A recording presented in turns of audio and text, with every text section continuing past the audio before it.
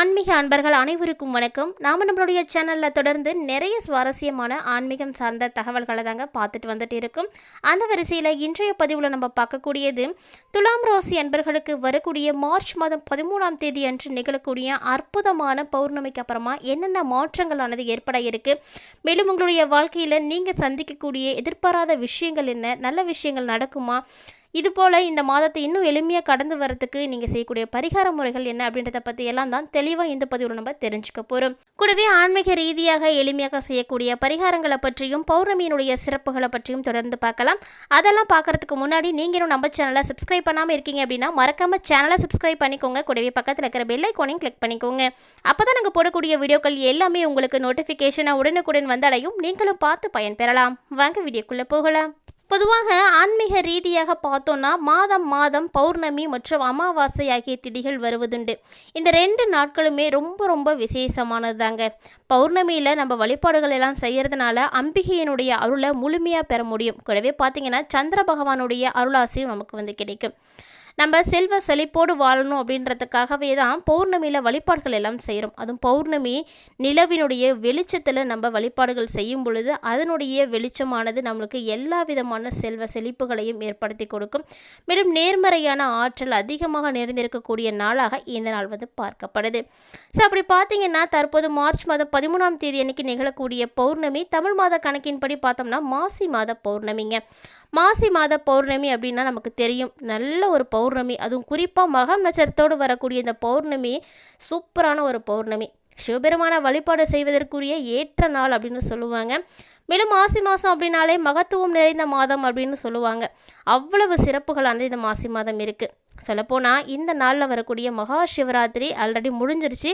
இருந்தாலுமே கூட அது எவ்வளவு சிறப்பு வாய்ந்தது, எத்தகைய பேர் அதில் சிவபெருமான வழிபாடு செய்து மோட்சம் அடைவாங்க, சிவனுடைய அருள் கிடைப்பதற்கு நம்ம வழிபாடுகள் செய்வதற்குரிய நாளாக இருக்கிற அந்த மகா சிவராத்திரி நாளில் யாரெல்லாம் வழிபாடு செய்தீங்க, உங்களுக்கு என்ன மாதிரியான பலன்கள் எல்லாம் இப்போ நடந்துட்டுருக்கு அப்படிங்கிறத பற்றியெல்லாம் மறக்காமல் கமெண்ட் பண்ணுங்கள். அதாவது பார்த்திங்கன்னா இந்த மாசி மாத பௌர்ணமி எல்லா வல்ல செல்வ செழிப்புகளையும் நமக்கு ஏற்படுத்தி கொடுத்துடும். இப்படிப்பட்ட சிறப்புமிக்க பௌர்ணமியானது மார்ச் 13ஆம் தேதி வியாழக்கிழமை அன்னைக்கு வந்திருக்குங்க. ஸோ ஸ்டார்டிங் டைம் பார்த்தீங்கன்னா 11:40 ஆரம்பமாகி மார்ச் மாதம் 14ஆம் தேதி 12:57 வரைக்குமே பௌர்ணமி தேதியானது காணப்படுது.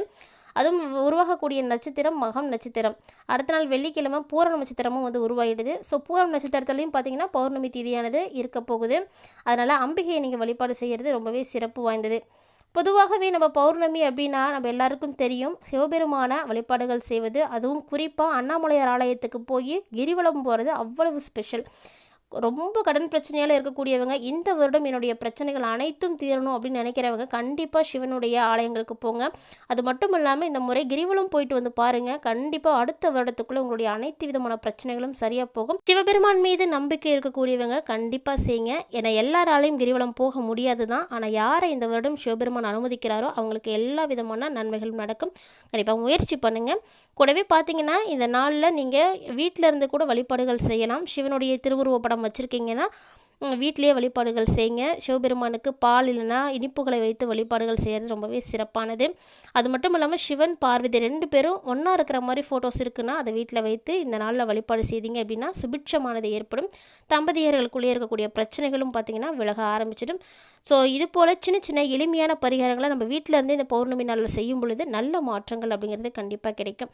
ஸோ மாசி மாதத்தில் வரக்கூடிய பௌர்ணமி மகம் நட்சத்திரத்தில் வரும் பொழுது இந்த மாதிரி வழிபாடுகள் செய்கிறது ரொம்ப விசேஷமானது. கண்டிப்பாக செய்யுங்க. அடுத்த நாள் வெள்ளிக்கிழமைங்க, அம்பாளுக்கு ரொம்பவே உரிய நாள். அதனால் அம்பிகை இந்த நாளில் வழிபாடுகள் செய்தீங்க அப்படின்னாலும் உங்களுக்கு சிறப்பான பலன் கிடைக்கும். ஸோ கண்டிப்பாக அடுத்த நாள் அம்பாளினுடைய அருள் கிடைக்கிறதுக்கு அவங்களையும் வழிபாடு செய்யுங்க.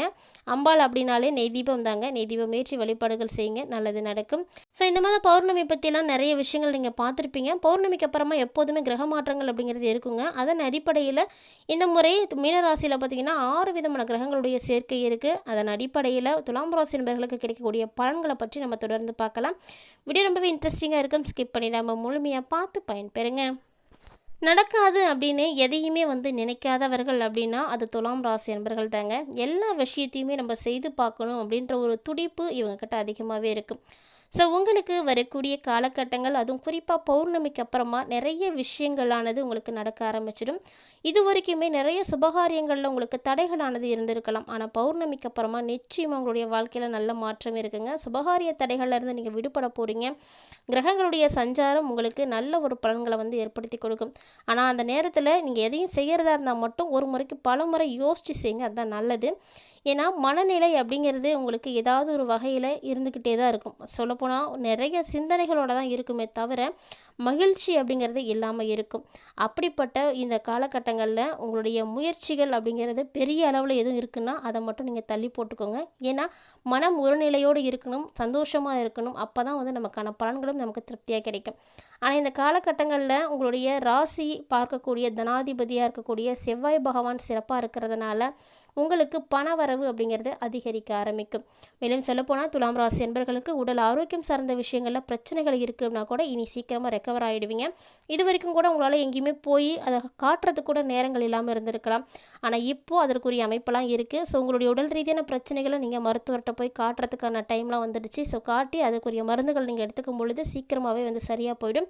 ஏன்னா துளாராசி என்பர்களுக்கு இது வரைக்கும் இருந்த எல்லா விதமான தடைகளும் வந்து விலகப் போகுது. அவ்வளவு அமைப்புகளானது சிறப்பாக இருக்குது. இதே போல தான் துலாம் ராசி நேயர்கள் தொழில் செய்யக்கூடியவங்க, வியாபாரத்தில் இருக்கக்கூடியவங்களாம் எதிர்பார்த்த லாபத்தை கண்டிப்பாக பெறுவீங்க. ஸோ கவலைப்படாதீங்க. தேவையான சரக்குகள் வந்து கையிருப்பில் இருக்கக்கூடியதால் உங்களுடைய வியாபாரமும் சூடுபிடிக்க ஆரம்பிச்சிடும். நிறைய விஷயங்களில் நீங்கள் முக்கியமான முடிவுகள் மட்டும் எடுக்கிறதா இருந்தால் கண்டிப்பாக அந்த விஷயத்தில் நீங்கள் கவனமாக தான் இருக்கணும். ஒரு சிலர்கிட்ட நீங்கள் கலந்து ஆலோசித்து முடிவெடுக்கிறது கூட ஒரு வகையில் நியாயமாக தான் இருக்கும். ஸோ அதனால் எந்த ஒரு விஷயமா இருந்தாலும் வீட்டில் இருக்கக்கூடிய பெரியவர்கள் இல்லைனா வாழ்க்கை துணை இப்படி யார்ட்டையாவது நீங்கள் ஷேர் பண்ணிக்கோங்க. அதன் மூலமாக உங்களுக்கு புதிய ஐடியா கிடைக்கிறதுக்கு நிறைய சான்ஸ் இருக்குது. மேலும் இந்த டைமில் உங்களுடைய பணி திறமையால் மேலதிகாரிகளே உங்களை வந்து பாராட்டுவாங்க. அந்த அளவுக்கு உங்களுடைய பணியானது சிறப்பாக இருக்கும். ஒருவேளை குடும்பத்தில் இருக்கக்கூடியவங்களோட கூட கோபமான சூழ்நிலைகள் எல்லாம் கூட ஏற்படுங்க. ஒரு சில நேரங்கள் அவங்க கூட நீங்கள் கோபமாக கூட பேச வேண்டி வரும். அதனால் இந்த காலகட்டங்களில் கோபத்தை தவிர்த்துட்டு வந்து நிதானமாக வந்து பேசி பழகுங்க.